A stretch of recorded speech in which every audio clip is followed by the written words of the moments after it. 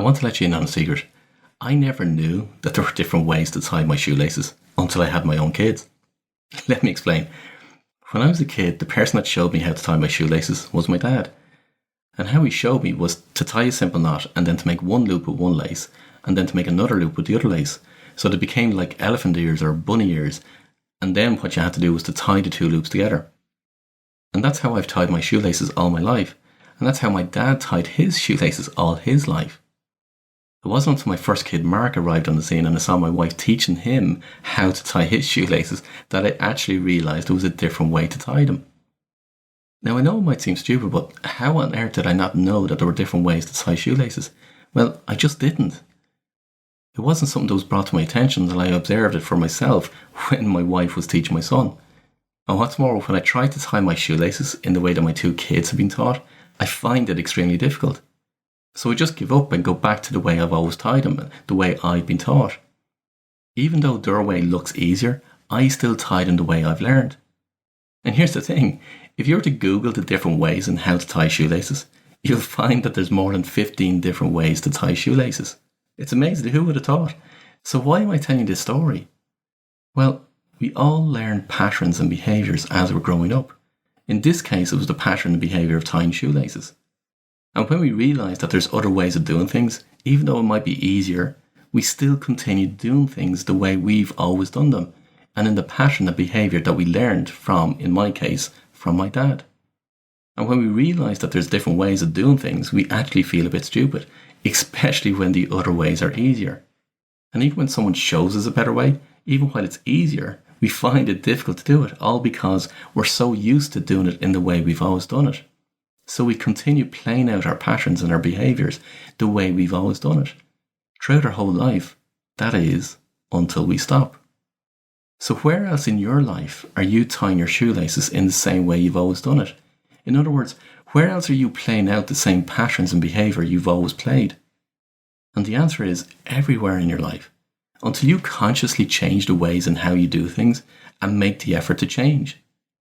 And I'm not just talking about how you put your jumper on or how you put your jacket on or the order in which you eat your food or the sequence of things of what you do when you get out of bed in the morning to time that you actually go to your office.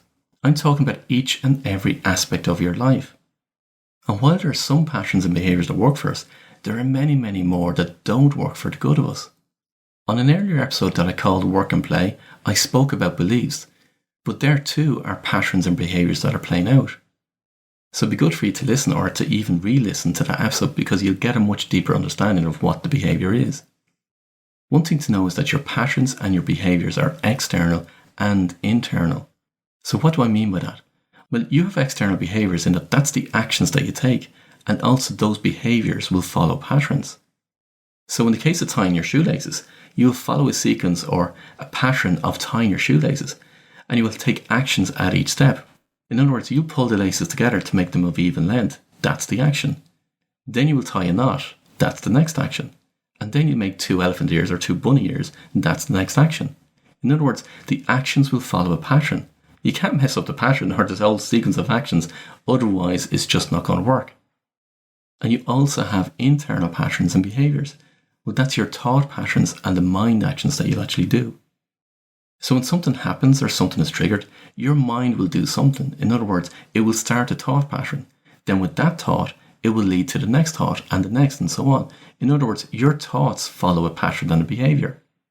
That is, until you decide to do things differently and to think differently. So your patterns and behaviours are external and internal, and they play out in every aspect of your life. Not only that, but they're also somewhat unconscious because we'll carry them out like as if we're on autopilot. We don't actively think about the patterns and behaviours, we just do them automatically. Now let me give you an example of one that comes up regularly with clients. And this is one that everyone will be able to connect with. And that is where you seek permission to do something. And that can be to do something for yourself or for someone else. It doesn't matter. You'll still seek permission. And you'll do it on autopilot. That is, until you bring your conscious thinking to it. So let me show you how it plays out.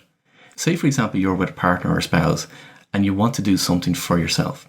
That can be that you want to go for a walk on your own, you want to go play golf, you want to go on a trip on your own, whatever it might be. But because you're with your partner or your spouse, you feel you can't do it for whatever reason. The reason doesn't matter right now. So think of moments when you want to do something for yourself or by yourself, but you're feeling difficulty in doing it because you're with your partner or with your spouse and you're concerned about what they might think. Have you got one? Well, hopefully you have, and don't be afraid, because everyone has multiple examples when they look hard enough and they're being really honest with themselves. So when you have an example for yourself, observe it. Observe what happens. You want to do something for yourself or by yourself, but you're concerned because you're with your partner or your spouse for whatever reason. It might be what they might think, what they might say, or how they might feel. There's a multitude of things. But you don't know how to approach it with your partner or your spouse. You're concerned either for yourself or for them. So you ruminate, and before you know it, you don't do what it is that you want to do. Does it sound familiar? Well, it should do, because it plays out in each and every aspect of your life, and with and for everyone. It might not be your partner or your spouse, but there will be someone. Why is that? Because it's a pattern and a behaviour that you've learned. Just like how you learned how to tie your shoelaces, you play out a pattern and behaviour. So when it comes to doing something for yourself or for someone else, you seek permission. You might not overtly or consciously seek permission, but you still do it. And how do we learn this pattern and behaviour? Well, pretty much the same way we learned how to tie our shoelaces. You see, when you were a kid in school, if you wanted to do anything for yourself, you had to ask for permission. If you wanted to go to the toilet, you had to put your hand up until the teacher saw it, and then you had to verbally ask for permission to go to the toilet. And in Ireland, we had to say it in Irish. Ámil ceadagum dulgadí an Irish. Now, right now, I can mentally hear all the Irish listeners laughing as they recall having to say that sentence. And for non-Irish listeners, what it translates into is, do I have permission to go out to the toilet? So for one of our most basic needs, we had to ask for permission.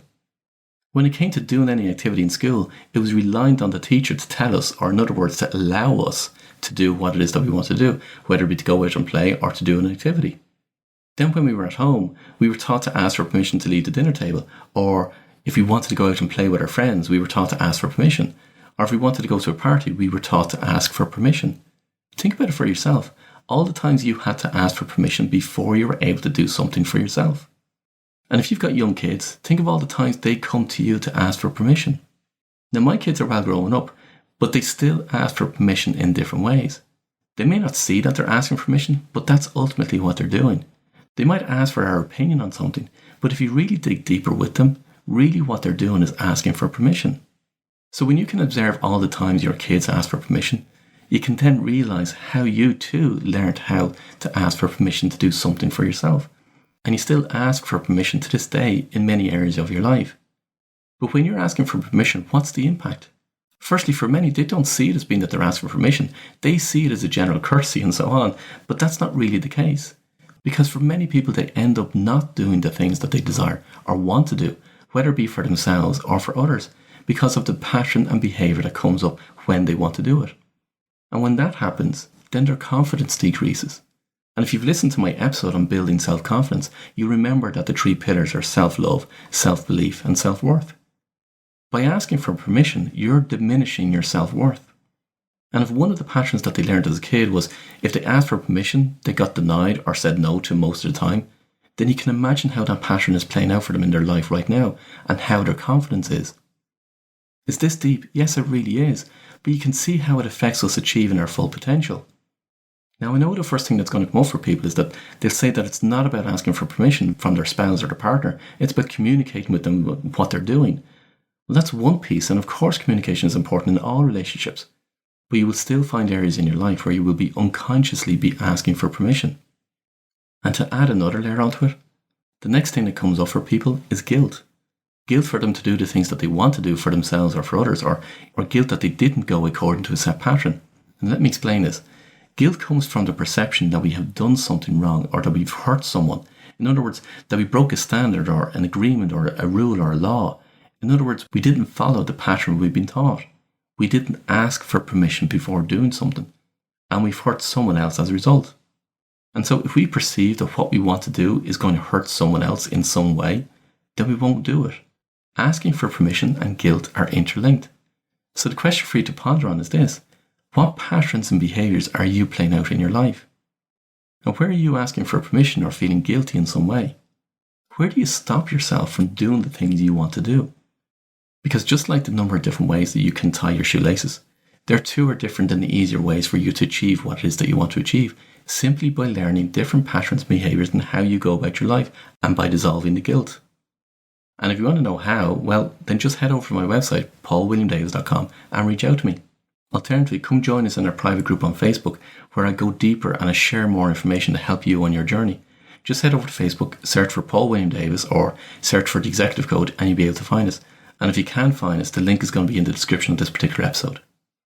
And as always, sharing is caring. So please share the podcast with others to help spread the message. And make sure you're subscribed to the podcast so that you make sure you get all the episodes as they're released.